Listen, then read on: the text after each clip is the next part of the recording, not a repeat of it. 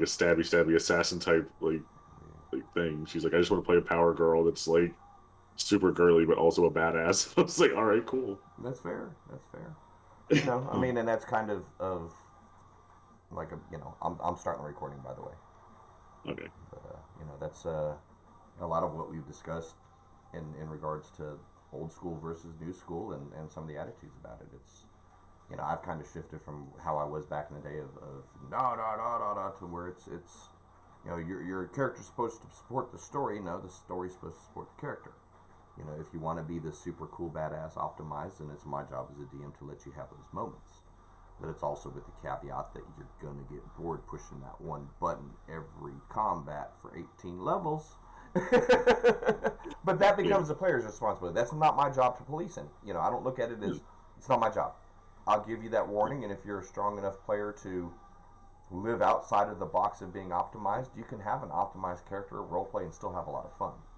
But it's not. It shouldn't be the campaign or the DM's job to punish because you're One Punch Man. It's your job as the player, in my opinion, to be the guy to know this is my thing, but I'm more than just this thing. Yeah. I don't I know. mean, honestly, if you wanted to, you could even play into that as like part of a character. Like, this is all anybody ever sees me as, and I'm really good at this one thing. But like, actually, I'm multifaceted. Like, I know a lot of things. Like, I like to read. Yeah. Like, make a really good Stromboli. Like, like stuff like Yeah, that. absolutely, absolutely, man. Yeah. And then a lot of times it's just thinking about how does that affect the group? How does that affect the world and the story? But again, with fifth edition, as flexible as it is, as easy as the rules are to work with, and it's more of a collaborative game, I don't really think that it's even an issue as much as it was when I was first learning about the system, when I was transitioning from old school to new school. Oh, game balance. No, it's game balance is in our hands. You know, Hmm.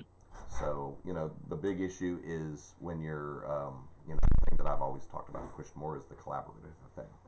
You know, Hmm. kind of like what we were joking about the other night. I made the statement. A DM is going to give up probably 75 to 85% of what they envision and plan and hope for and think about when they're running a campaign. Yeah. No plan survives contact with the players, but Yeah. the players Yeah. have the opportunity as because there's six of you guys coming, 4 to 6 of you coming in to tell your own experience your character and tell your story and be who you are, and that's what we're supposed to do. But you can't necessarily be all you want to be and not rub wrong with the rest of the Yeah. group in some instances. I Yeah. don't know. What do you think about Yeah. that? As I mean, you spend more time playing than I did. Yeah. Yeah. No, because it's kind of like how you were saying, like a lot of times people get wrapped up in the oh well that's what my character would do thing. And a lot of times that can cause an issue because like sometimes you have to give up pieces of your character in order to like actually play with a group. Yeah, Like it is a collaborative thing. It's not like a one like I'm playing by myself and just there's other people here. yeah. Like yeah. It's like your character might be an asshole, but you're gonna have to figure out some way of being not as much of an asshole to your group, or why are they with you? Yeah, I mean, and that's a good point. And likewise, I think you're talking. Flint is a good example. If you don't mind me pulling him up, as you say, you play him. Yeah, He's a himbo. He's a lawful stupid. yeah, And since day one, you've been partnered with chaotic dumb. You know. yeah, yeah. So lawful stupid meets chaotic dumb. Chaotic dumb had to back up considerably because he didn't want lawful stupid smashing him in the back of the head for being evil, and lawful dumb had to kind of calm down. Lawful stupid had to calm down a little bit because yeah, he's dumb, but we got to get what we got to get done. So it's give and take, man. Yeah. And that's part of and I guess that's the fun part. Go ahead, dude. Go ahead. Well, no, I was gonna say and even like that's part of like even character development, like while you're playing your character, because like my paladin, even though he is he's lawful stupid, like he doesn't. He's like this isn't your fault. This is something that was done to you because you're. I'm assuming you're talking about Andrew with his Dampier, right? Well, So like well, he's like yeah. it's like yeah It's a great storyline. that's not a choice. I feel bad for you. There you go. I have pity for you because this was done to you. And that was a great character role play adjustment, and it didn't affect your outlook because of and that's again strength to you, and that's props to you as a player for developing that part of your character's background. So Yeah. therein, again, you made a slight adjustment. He made a slight adjustment in the what my character would do to make a better binding story for everybody. You know, Yeah. it wasn't breaking your character, it wasn't breaking your vision. It was just a slight adjustment and being flexible and making something Yeah. bigger as a result of it. It's awesome. You know. Yeah, I mean, and like, let's say that, like, I mean, you can give up small things, but like, if somebody is playing such an abrasive character that you have to change your entire character, like, that's when it's like an actual problem. Yeah. Like, you can't give up everything just for that one person. Well, and I think there's moments, but yeah, as far as my character has to develop in such a way as to it's not my character anymore because I don't want to conflict with his character or her character. I think Yeah. yeah, that's a really good point. By the way, if you're catching our little chit chat here, DMGeezerjim, this is Tenfen. I'm Jim. That's Josh. However you want to say it. We're just bullshitting D&D. Excuse the language. I guess I have to put a adult warning on our video. But welcome to our video. Welcome to our channel. We're just gonna hang out and talk D&D stuff. Sometimes it's just gonna be greater game concepts. Sometimes it might be something specific. Um, but no, I'm an old school player. Been playing, since '83 back in the BECMI days. Josh, I think when did you pick it up? I played a little bit in 3.5, but I didn't really start playing a lot until fifth edition. Yeah. Um, that's what I've always said. Like 3.5, I played the exact same character in every campaign. I was an elf wizard every time. Yeah. Because like, oh man, like I could sleep less, and I numbers.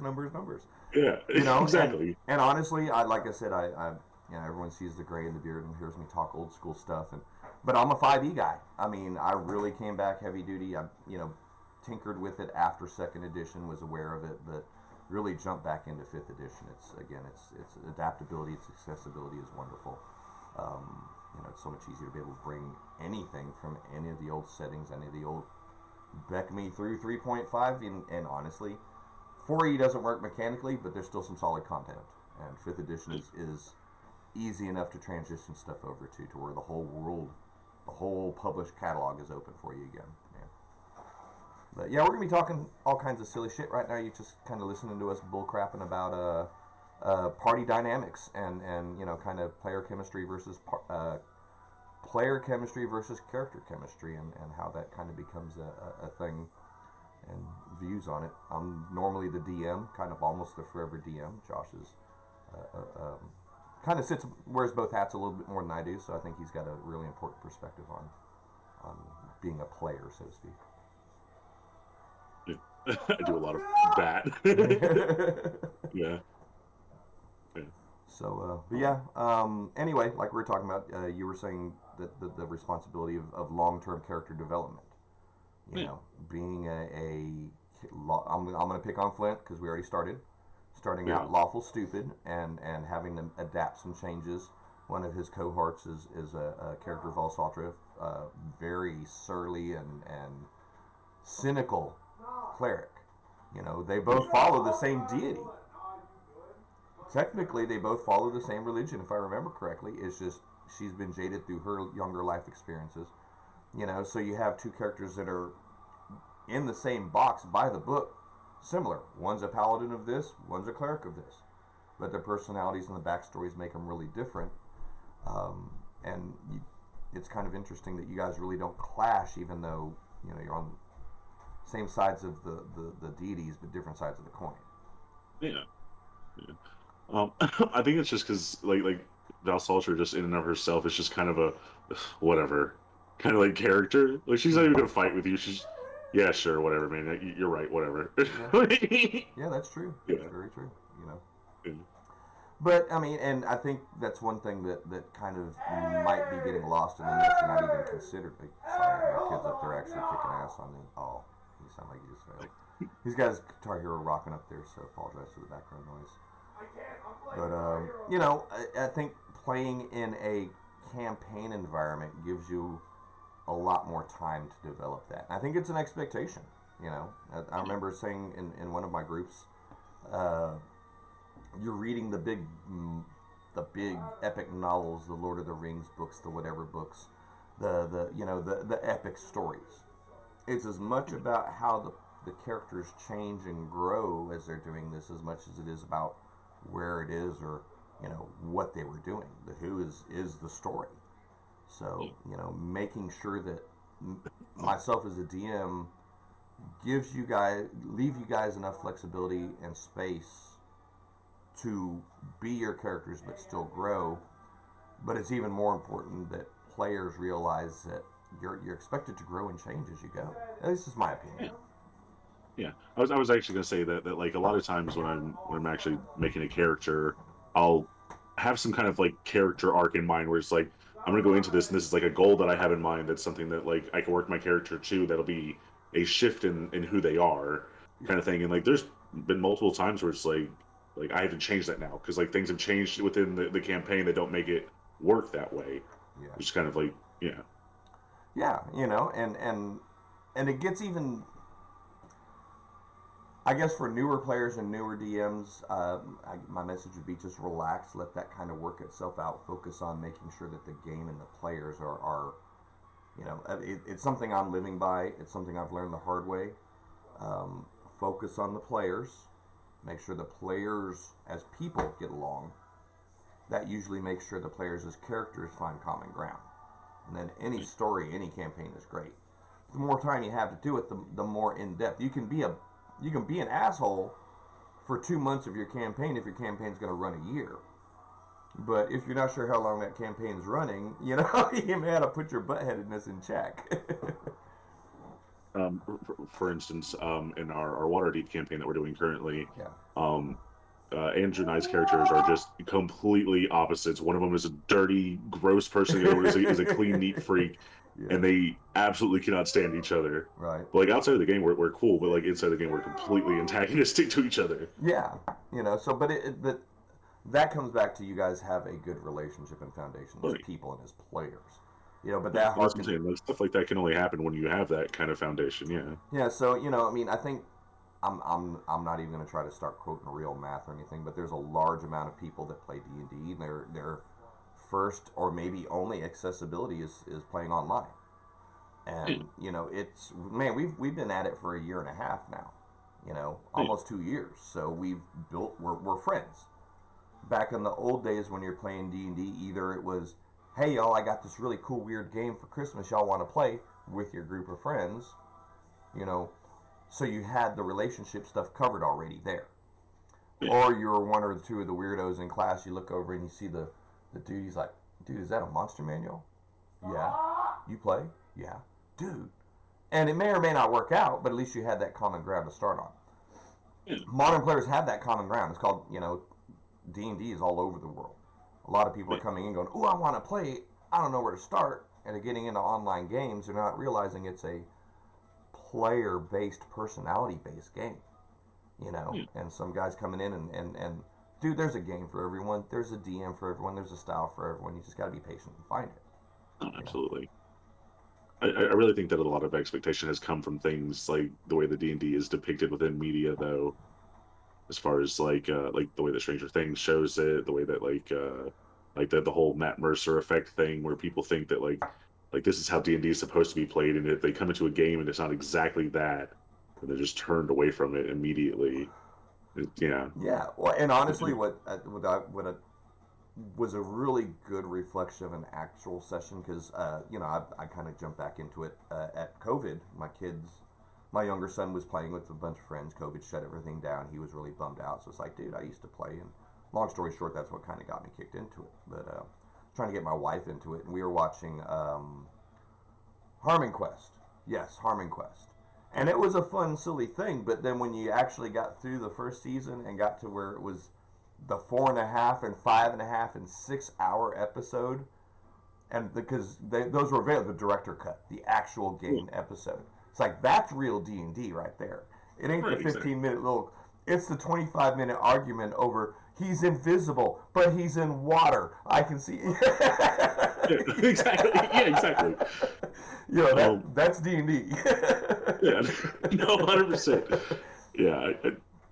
Yeah, it's a constant thing. Yeah, You all know, the time. so you've got to have, and I think that's one of those things that's lost on people. You get into the game, you're expecting this really fun, cool, everyone's laughing and has a cool story and cool joke, and within 20 minutes, two people are arguing over the finer points of a longsword versus a rapier, and your DM rolls his eyes and says, "Open up your book and look at unarmored attack again, for crying out loud," and or two weapon. You don't have that feat. Da, da, da. And new people are like, "I don't like this game," you know. So I guess it's because like a lot of people are sold on D&D as like a game where you can do anything you want to do in it, and like you can, but like you can't just expect it to be like immediate. Like yeah, I can get to a point where I can do my two weapon attacks, but I can't start off like that. Yeah, I guess you could if you were a human, but like but otherwise like you have to work towards that, which is like something you would have to do in real life too. Like yeah, I mean, it is a role playing game. You're still a role. yeah, You still have to better yourself. yeah. Absolutely. I mean that's a really great point, and I mean that's something that is a big difference from the old school. First edition BECMI was very much a you're playing a story kind of a thing. You're the heroes in the story. Almost all of your BECMI stuff, if you're for those at home who aren't aware, BECMI refers to basic, expert, companion, master, and immortal. That was the OG original release of D&D. And you had AD&D first edition, second edition, third, 3.5, fourth, and here we are at fifth.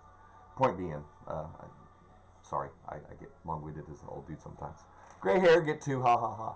But BECMI was very much playing by the book. It was everyone is working together to finish this adventure. AD&D, I dare say, became very adversarial. My job was to kill y'all. Y'all are over here this weekend. How many characters did you bring? 3 each? Okay, how about we go back to Greyhawk and hire a couple retainers? That way, if I kill a couple, you guys can still play. you know, Campaigns weren't campaigns. They were collections of adventures that maybe one group of survivors traversed across the mountains to the next adventure. So it's evolved a lot, and expectations have evolved with it. So I think you're right that, and I don't necessarily know that's a bad thing for people to want to be the hero in a fantasy game, but you're not the only dude at the table. You're not the only girl at the table. There's 5 people, 4 or 5 heroes. So that's where the pressure on yourself. I hate to use the word pressure. The obligation to make sure that you're leaving room for each other at the table is important. Because as a DM, I can't really do that without crunching down on everybody. I almost feel like, what was his name? Tommy Lee Jones in Under Siege. I can't just punish one dude. If you talk, I'll shoot you and the dude next to you. So it's like, I'm not going to single you out. I'm just going to stomp on the whole party.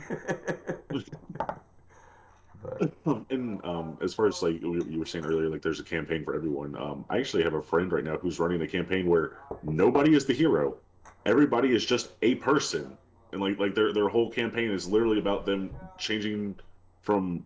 It's basically like a growth campaign. Like I used to be this thing, I'm trying to be this thing now, and that's the whole campaign. And they just live in a city, and they're developing a city and stuff like that. no, that's awesome. Our Greyhawk campaign has been pretty similar. I know it's kind of hard for you to see as being as immersed in it, but I mean, you guys, the group started, reformed after a failed mission, didn't really do a good job on your first 4 or 5 sections of that adventure, have actually caused more trouble than you solved in 1 or 2 small towns, but through circumstances, through your own efforts, through some good gameplay as well at the right time, you're starting to see a lot of what's, and here's the thing, you're not heroes still, you're just starting to see the picture, see the parts coming together. And whether you become the heroes or not is in your hands. Obviously, it's part of the story. But yeah, I mean, I 100% agree with you. That's why, how I try to run my campaigns. Being a hero is earned. Yes, That's what makes it worthwhile. but that's where it's lost, I think, to a lot of people from a player standpoint, not a character standpoint, a player standpoint. You're level 1, you're about to go into Out of the Abyss, and at level 17, you're going to be the dude that cuts off not one, but both the Demogorgon's heads. So here you are, day 1 of the campaign. your destiny. So how do it's a challenge to fabricate that trek, I guess, from zero to hero. You know.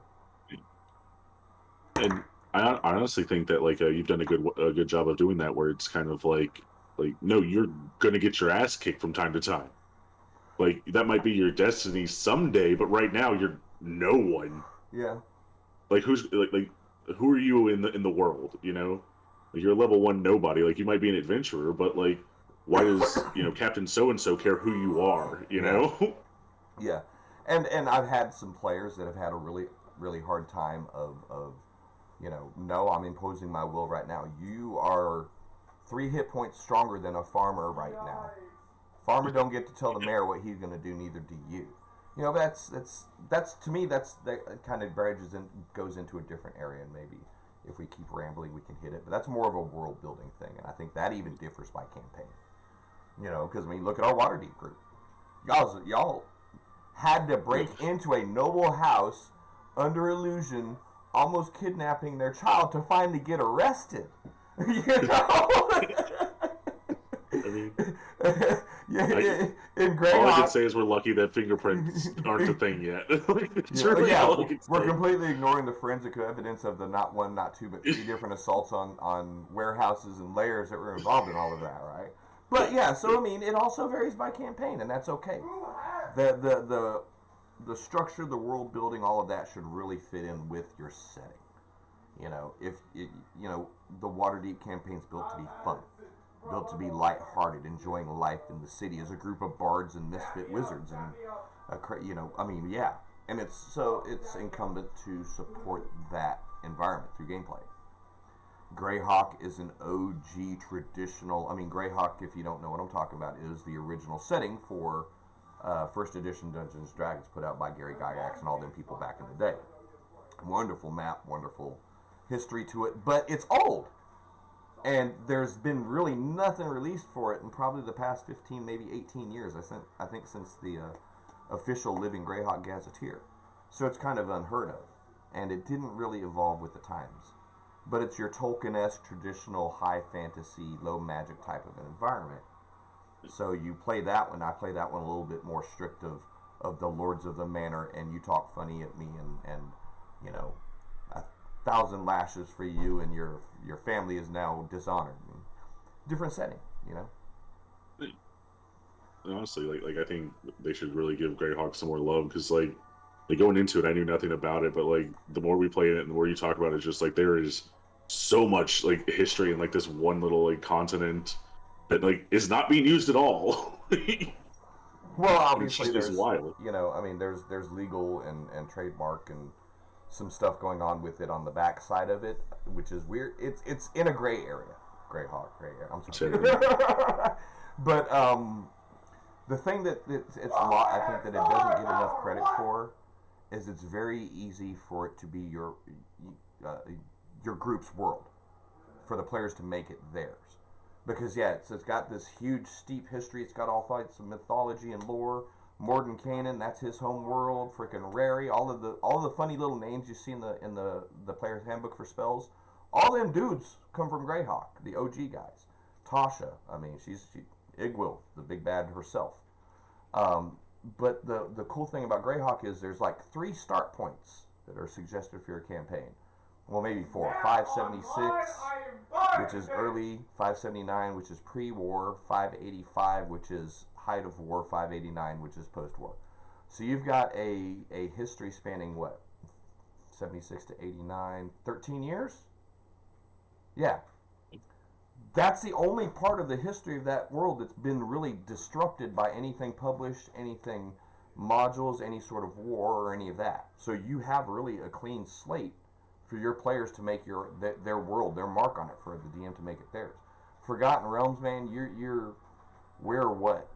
How many times have they blown it up now, and how many God Wars have we had, and we're on, oh God, and don't get me wrong, I don't want to hate on Forgotten Realms, love Forgotten Realms. I hate that you 5th edition people, and I hate to say it like that, but you guys have seen 15% of the realms out there. Whole world out there for y'all that you're getting dissed on, and I feel bad. But the timeline is so convoluted because they've tried to link so many. The Salvatore publications are now canon, according to according to D&D lore. Baldur's Gate 1, Baldur's Gate 2, soon to be Baldur's Gate 3, Neverwinter Nights. All of the video game properties are now considered canon. So the plus side of that is a lot of people know a lot about Forgotten Realms. The downside of that is you've got a probably 200-year span of history that this world has been played in. You know, there's a lot. The downside of a lot of people knowing a lot about it, there's a lot of preconceived notions about it. You know, that's not how I remember that. That's not. So there's a lot more background noise to fight through when you're playing in the Forgotten Realms. You know, where's your start point? What timeline are you using? Is it pre-spell plague? Is it post-spell plague? Which one of the cults of the dead? Which round are we on here in your campaign? Fuck, I don't know. You know. So, you know, that's the downside of cramming 11 epic continent-spanning, world-ending adventure books in a 1,200 by 800 mile area. I mean, yeah. You know? I would just, Excuse me. at that point in time, like, nobody has any money. It's just, it's worth it just to move at that point in time. Like, Oh, yeah, again. Economy stuff, man. I'll just pull up all the boards from my house, make it into a wagon, travel somewhere, and then rebuild the house somewhere else. You know, I mean, I got time for that. and honestly, it's kind of funny because depending on the module you read, the towns are even different, ever so slightly, depending on what the module needed. Storm King's Thunder is kind of considered a really good gazetteer, as it were, for the Sword Coast. Sword Coast Adventure Guide's not a bad book. It gives you a lot of lore and strategic background, I guess. Storm King's Thunder actually gets into every town and every marked location that's on your popular Mike Schley Forgotten Realms map. Storm King's gives you a location, tells you what's going on there. But if you look through all of them, you'll notice some of them are different. So even there, in their own publications, it's really difficult to keep your timelines and your stories solid. You know, Greyhawk, you don't have that issue, man. You know, you've got a lot of really cool stuff that's happened, and it either happened last year or it happened 10 years ago, and that's it. Yeah. You know, But no, it's honestly a really good setting. And honestly, at this point in time, because it is like the way Liz you're saying, like there's so much you can like freedom in it. It's almost like homebrewish. Like you can do anything in it. And well, it's one of those continents where there's everything is there. Like there's some kind of environment anywhere on that map. absolutely.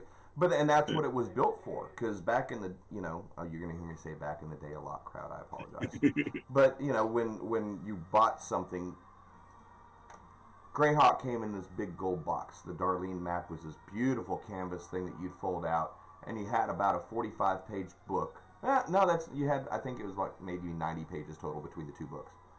That told you this is the rule adjustments for this world. These are the deities for these worlds. These are some cool spells. Here's some class alternates. The next one was, this is what everything is. And you'd have like a paragraph or two that described the region and a mention of maybe, you know, there's some evil lurking in these woods, or there's a connection to this and that. And that was it. You're 100% right, Josh. They gave you when you're looking for a sandbox world, that's it, man. Because there's just enough for you to go, ooh, that's a cool part of the map. And then you look at it and go, ooh, that fits what I really want, and you make it yours. And it doesn't affect moving forward because at that point in time, it's yours. There's no other products, no other publications, no video games, no nothing. It's your world, man. It's your sandbox. It's yours to build. And the downside is you kind of have to do a lot of filling in that world because there's not really campaign guides. They're called modules. You know, 4 or 5 locations, 2 or 3 levels worth of stuff for your players to go get into. You know. Right. Yeah, that's the thing. Like I've never really done modules before, so everything I've ever dealt with is homebrew, and Yeah. like I don't have the attention span to like memorize all of this stuff in a module. So I'm like, it's just easier for me if I just make it from the ground up. Like it's just Well, you know, and honestly, now that I'm doing a lot more digital, it's I can't say it's homebrew because I'm basing it off of stuff. But it is homebrew because I'm building the maps for it in Campaign Cartographer. I'm building the encounters in D&D Beyond. So, you know, it's everything. I'm sorry. converting everything. It's not as hard as you think it is. And honestly, there's what 800 or 900 original or official D&D monsters in 5th edition, give or take, maybe more. Yeah. And there's at least 600 that I've found that still haven't been made that are official Dungeons and Dragon monsters from BECMI through 3.4th. Excuse me. Actually, I can't. That's false. I haven't looked at all the 4th numbers, but I do have all the companions up through 3.5. So, but it's not hard to make an adjustment. You take a skeleton, you add 2 hit points to it, you add an armor class to it because he's got a little bit more intact armor than the average skeleton. You don't even have to do anything. You just put +1 AC, +2 HP at the top of your note, and you're done. You know? I mean, and there's honestly, that's something I like to do a lot with monsters is change how they operate. And so, like, there's nothing that's really stopping you from going, well, this goblin has actions that other goblins don't have, just because. I mean, like, clearly that's established before. You don't just change it on the fly, but yeah, that's something that I like to do. Like this goblin's a higher rank than these other goblins, so he can call in reinforcements if he wants to, stuff like that. Yeah. Oh, dude, I'm 100%, and that's kind of one of the fun things about the 5th edition changes. I still haven't victimized my groups with it very much, but because it got away from the idea of specific species, races, I guess technically species is the current term. Beholden to certain behaviors, etc., etc. You have so much more wiggle room as a DM to have an 11th level kobold freaking paladin of retribution. Yeah. Nothing stopping the second hand man of that lair from being every bit as badass as a player. Especially when you can make that as a player character now. Pro tip: I would never recommend using a player card as an NPC. No. Just, there's some adjustments you need to make sure that your action economy and all of that sticks. But you can still make stuff similar. You don't need to get stuck in the weeds and make an exact translation of an 11th level paladin into a NPC card. But you can put twice per day smite, pull that off of there, you add that to the card there, boom. Make sure to record the damage, give him a cantrip, a couple spells, his abilities, you're done. But yeah, there's so much more versatility to challenge players and make your worlds more vivid, make your worlds more varied, But at the same time, you from flavoring anything. I was saying there's nothing stopping you from flavoring anything. Yeah. Like even if you don't want to, do the I want to make a level 11 paladin kobold. What's to stop you from taking a different monster and making it that? Just reskinning it, Yeah. Like that's all you have to do. And I consider anything in the humanoid category fair game for that, and I certainly consider most of your corporal undead fair game for that. Yeah, I would say I would probably stick to like the same kind of like species, like beast, like humanoid and stuff. Yeah, but yeah, exactly. This kobold it fights like a lion. I'm not gonna do stuff like that. Dude, but I mean, let's. Yeah, you're right, and you mean that kind of segues into another thing that is as wide-ranging as 5th edition is as many species are available. You still got to learn to say no sometimes. You still got to learn to be able to manage stuff for your group and make sure that the character fits the theme of the campaign. You don't want someone feeling left out because they made the court gesture and you guys are in Ravenloft. You're going to feel really bummed when, So that... I feel like that's a thing that I have an issue with when I DM is saying no. Because it's kind of like if somebody says something dumb to me and I'm like, no, yeah, sure, let's see what happens. Let's see where this goes. And I try not to say no as often as I say how about. Or at least if I say, and the DM needs to be able to have the confidence to say no to support your campaign. But you shouldn't be a tyrant about it. If you're going to say no, you better have a reason other than, it's my world and that's what I say. No, come on, then I don't want to play in your world. Why not? I agree. Every time we've ever asked for a thing, you've been, it's always been fair. So it's been like, okay, well, if I do that, then you understand that this is going to be a thing now. And you're like, oh, yeah, that makes it completely unfair on the other end. Like, yeah. So it's, I mean, but I guess, on the round side, I've been posting about the Planescape and the Sigil. And for me, it's not any particular dislike of any class or any species. It's just kind of a world building, a lore type of a thing for me. Yeah, I get it. You really want to play a dark elf, but in Greyhawk, 99.9% of dark elves are bad guys. So you could be the Drizzt of Greyhawk, but odds are you didn't make it past level 2 walking around above the ground without someone taking you and lynching you. So, whereas Forgotten Realms, Dark Elves walk the earth just fine. And that's part of the lore and story. That was something that the very first time I made a dark elf character, because I don't really follow a lot of like what's going on as far as like the lore storyline stuff. Yeah, So like in my head, like people don't like dark elves. Dark elves are bad guys, like they always have been. yeah. And I make a character as a dark elf expecting to be hated, and everybody's just like, "Hi." Like, Hi, all right, how cool. are you? Yeah. Good to see you, buddy. Yeah. There was like a part of the character's backstory, even like where he wasn't originally a dark elf and was forced into being one, and that was a punishment. And like and then like we started playing, I was like, oh wait, now this backstory makes no sense. Yeah, but when we get to Planescape, all that goes away. For at least for me, like I said, I'm such a logic world based. This is how it is, and Planescape with Sigil, the city at the beginning and the end of time and creation of both, and everybody is there, and there's a portal to every possible place there. I can get over my own convictions and you know let whatever walks alongside whatever there.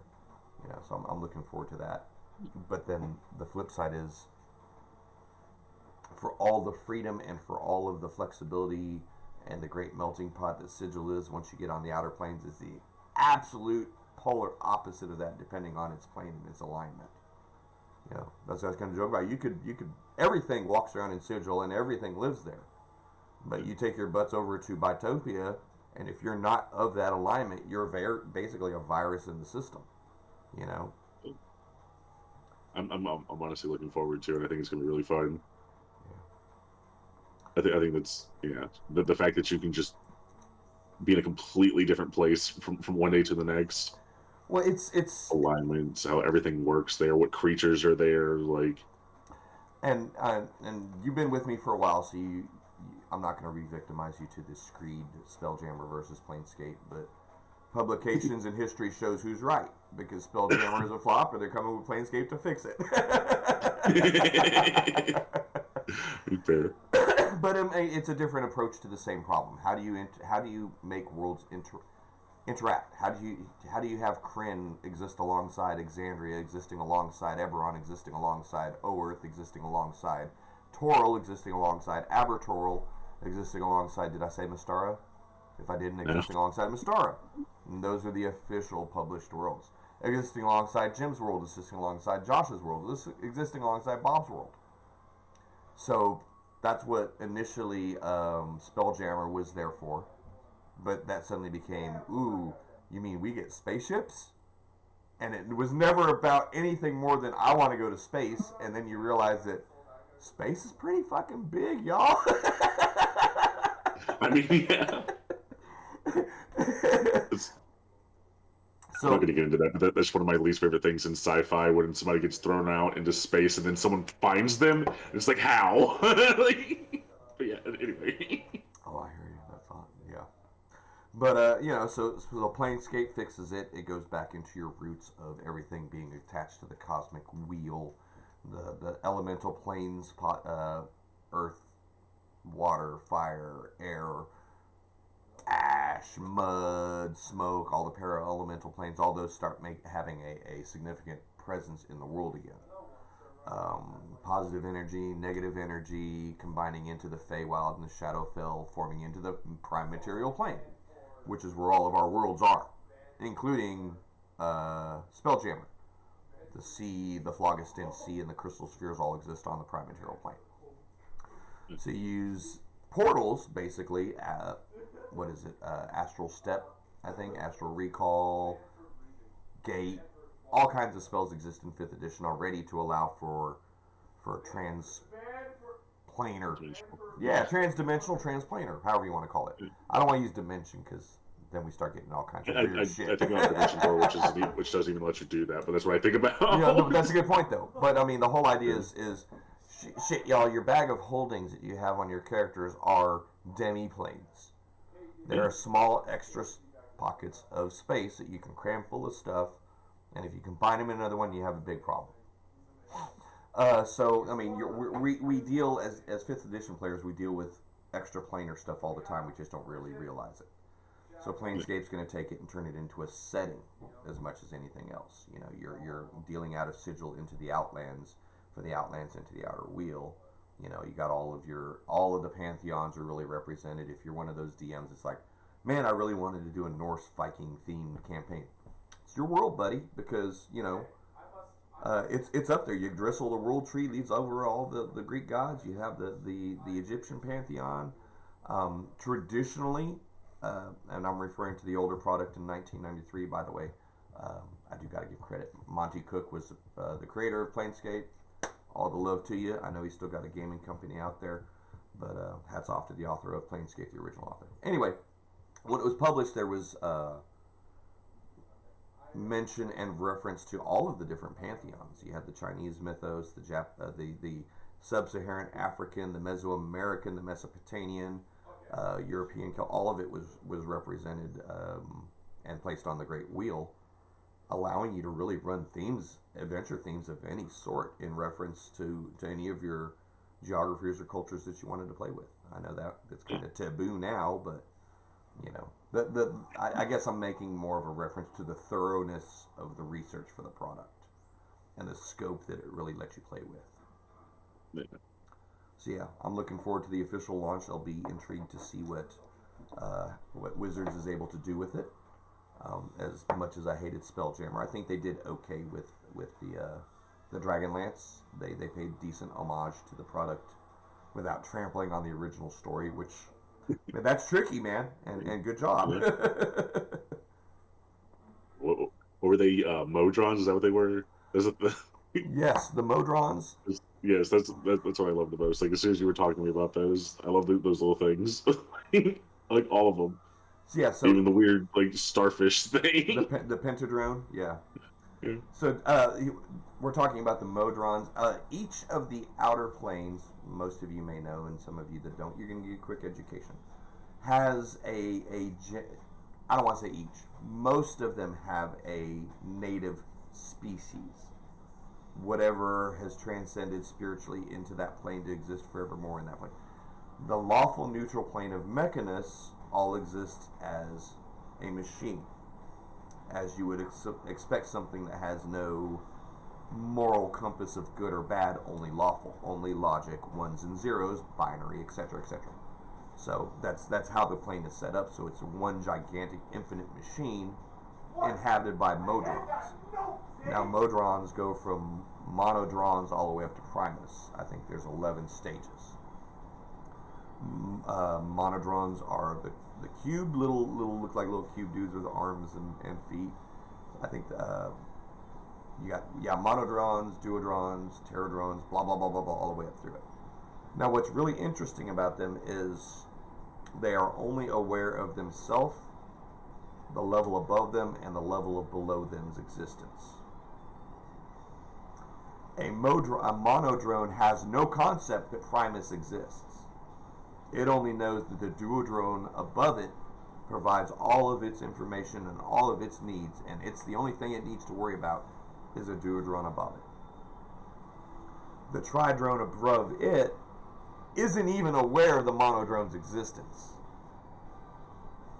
It deals with the duodrone below it, and it deals with the quadrone above it. Do you start to understand? It's so weird, man. The Modrons are nuts. And there's a cool adventure called the Great Modron March that I'm going to incorporate into the campaign. I think it's 17 times 17, whatever the math on that. It's 17 cycles of the calendar. I'll do the math some other time when we get a little deeper into it. But the gates of Mechanus open up, and this gigantic wave of Modrons marches across the entire outer planes, the planar wheel, literally going through all of the other Mount Celestial, Olympus, Bitopia, Archeron, the Beastlands, the Nine Hells, the Abyss, Gehenna, the Grey Waste, Carcerai, all of them. And their whole goal is for one of them to survive, at least one of them to return to Mechanus to report what's been happening in the Outer Planes. But at that point, lawful neutral shows what it is because they don't know 17 times 17 is what, 170, 240 something. Do some math for me real quick. Let's see, we can do this real fast. Hold on. I was not exactly. You said 17 times 17. Yeah, 17 times 17. 289. 289. I was close. I did 240 something. So it's 289 years between marches. For a machine, that's just a different clock on the wall ticking away, right? For people, that's a couple lifetimes. Well, depending on who you are. Well, fair enough. Touche.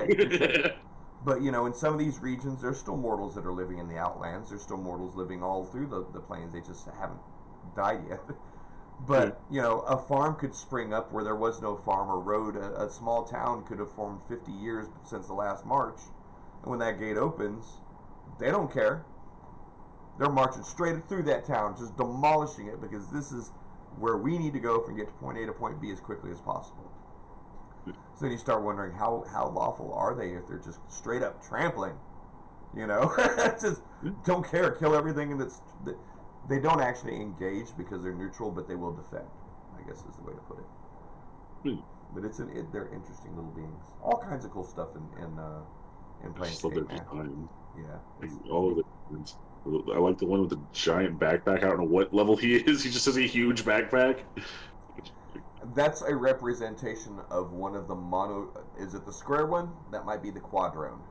No, he honestly just looks like a guy with like gangly limbs and just a giant backpack. He's not really like shaped like a shape really.